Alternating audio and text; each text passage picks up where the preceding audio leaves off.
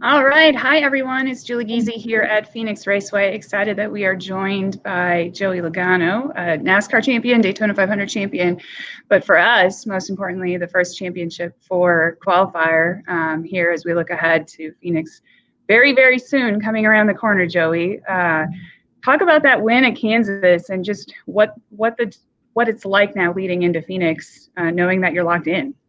A lot of comforting, to say the least. It's this as the playoffs go, the intensity just keeps ratcheting up race after race after race.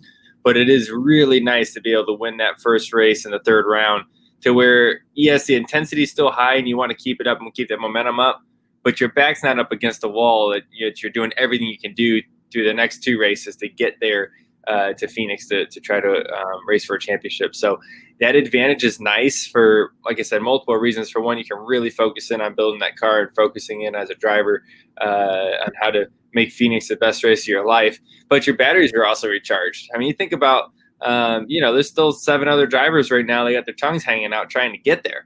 Where we have a chance to sleep well at night and like I said, prepare, a couple races ahead of them. So it's a nice advantage to have. We had this in 2018 when the championship race was in Miami, and it worked out really well for us that year. So we're hoping to use this advantage again. Absolutely. I saw you posted it on Instagram the other night. You and Jameson were doing some studying of Phoenix. So when you're doing that, like, what are you working on, and what are you looking at? Especially, I know it's a new package that we ran for the first time earlier this year. What are you working on? Yeah, that's an early morning for him. It's morning for me. It's like the system figured out with him yet. He's still an early riser, but really, it's been a great racetrack for us here recently. Obviously, in the spring was really good for us. But the track changes a lot, especially with the traction compound that's put down there, and each end of the corners, each end of the racetrack is definitely evolving. And just seeing how that worked and watching others, that was the second time I rewatched the race this week. So I'm into it. I'm into Phoenix right now and trying to find every detail, watch other restarts, watch the way other drivers drive. There's so many different ways to study. It's not just watching a broadcast, but at 5 a.m, holy little guy, that was the best. Half awake. What was the best for me at the moment? Oh, that's fantastic. Well, we appreciate that. Now, you've won here in Phoenix, I guess what I'll call the old configuration, and then now with the new configuration with the start-finish line going into the dogleg. Is it, like, how different is it? It changes a lot.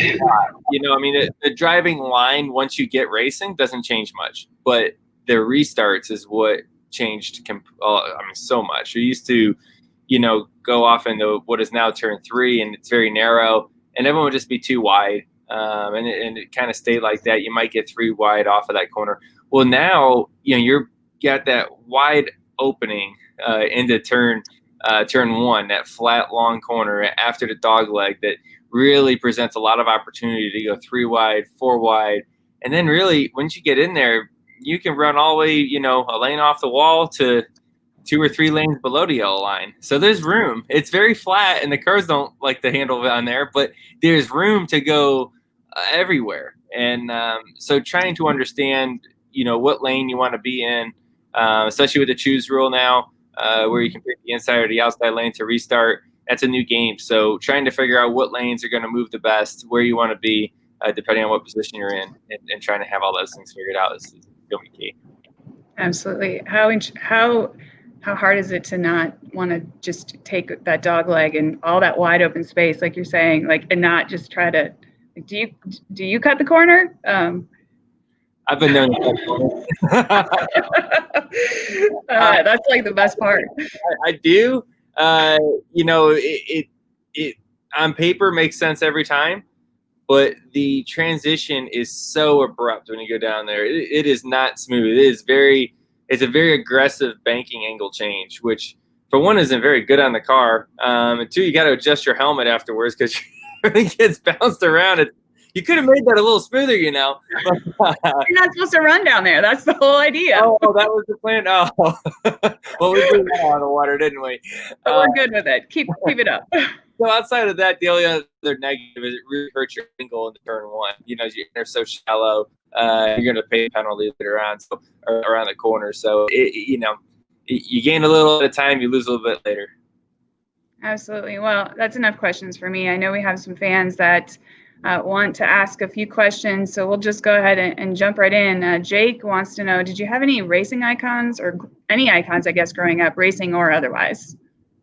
I mean, I guess, as far as racers, I always enjoyed watching Jeff Gordon and Mark Martin. Those were kind of my favorite racers growing up. But as far as, people, role models, or, people you look up to, you obviously look at your dad. For me, we raced so much growing up and racing around the country, and watching him do business and those type of things was always a really key learning moments for me in my childhood. All right. So Ashley is asking, is there anything from your win in March and that you and the team are able to use in preparation for the championship race? Obviously, yeah. There's plenty of things we can use. And now, I mean, don't forget, there's no practice anymore. So all we can do is go back off of what we've done in the past. So thank goodness it was a good race there last time. We can fine tune off of that setup, but I don't expect us to be very far off of the way we raced last time we were there. We have to evolve and obviously make some changes to our car to try to be better, but we're not going to get too far off of that because what we had was pretty successful. Yeah, you did pretty well. All right, Alex wants to know, what do you like most about racing at Phoenix Raceway? Winning. I always say, no matter where we are, winning's the best part. That's the part everyone enjoys the most. But I will say, outside of that, the track has been very racy, especially now with the lower downforce package at that racetrack is definitely better. The traction compound really widened out the racetrack to where it's starting to feel like Phoenix before they repaved it a while ago. So it's starting to be some tire wear. You saw tire strategy really mix up the game last time we were there. So it's really becoming a really fun racetrack because the strategy changes, the line changes, it's evolving, and you have to chase it all day long. That's great. All right. Steve would like to know, what is it like having TJ Majors as your spotter? That's a loaded question. TJ is obviously a very, very good spotter when it really understands racing. And I think that's the key thing, is understanding why drivers make moves on the racetrack is the biggest thing. And when you're getting information, it's not just information, you need good information, right? If someone could just be talking in your ear all day long, and it's annoying if it's not useful information. And you need to really understand the sport and understand why drivers are doing certain things for it to actually be useful information. So I think that's where TJ shines the most, is that he understands what's going on out there. And we talk about it a lot. We put a lot of effort into that. Because obviously from inside the car, there's a lot more things that come on and things I need to hear, or things that he wouldn't know about unless I told him. So we have that relationship where we can really go back and forth and try to prepare better together. All right. And Jamie's asking, you say you're not superstitious, but what do you do differently when you're in the Champ 4 race with your pre-race routine? Anything? Nothing different. Routine free. I have a routine. I like it, and I don't want to ever come off of it. And it doesn't matter what day it is or what race I'm preparing for. We're preparing a little harder for this one. Don't get me wrong. We have like I said earlier, we have 2 extra weeks to prepare for the race compared to others. So we're preparing a little differently, but the day of the race, nothing changes than any other day. Well, Joey, you and Brittany and the Joey Logano Foundation have been doing a tremendous amount of things this year, and not just this year, obviously, for a number of years. You guys have something planned for championship weekend. You want to share that with us? Sure. Yeah. So, in the past, having the final race in Miami, we always did this Thanksgiving event at a grocery store there, where we were able to give 100 families a turkey and let them go grocery shopping and get a Thanksgiving dinner that they typically wouldn't have the opportunity to do that. So obviously this year being a little bit different with COVID, and obviously we're not in Miami anymore, we're in Phoenix. So we still wanted to do something, but we also wanted to be mindful of what COVID-19 risks are. So we're doing a Convoy of Hope truck, which we've done 4 or 5 times this year already at different race markets. And what they end up doing is just giving a tractor trailer full of essentials away to members in the race community. And when I think about the reasons why we've done that this year is that typically our races, and there'll be some fans in Phoenix, I understand that, but so when we first started racing, the impact that we used to have in the community just by racing there with, you think of the restaurants, the hotels, the rental cars, I mean, everything, right? Airplanes, all that stuff that we really impacted the economy. It was a big deal when we were there. Well, for a while, we were racing with nobody in the stands.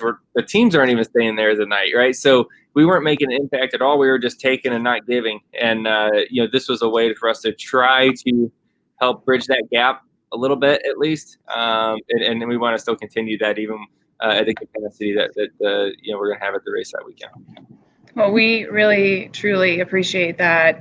It'll be Monday after the race, 3:30 to 6:30. Contactless, like you said, drive-through, and excited to be able to give back to our community. That's been important for us as we've gone through the year here. And we are excited. You mentioned having some race fans here with us for that championship race. Going to have them here all 3 days, which we're really excited about. We're going to have some campers here, and just looking forward to championship weekend. So, Joey, I know you've got more than a few things to do, some studying to continue up on. So thank you so much for your time. Best of luck in Martinsville, and most importantly, best of luck here in Phoenix. And we'll see you at the Championship Four. Of course. Thank you for talking to you. Thanks, Joey.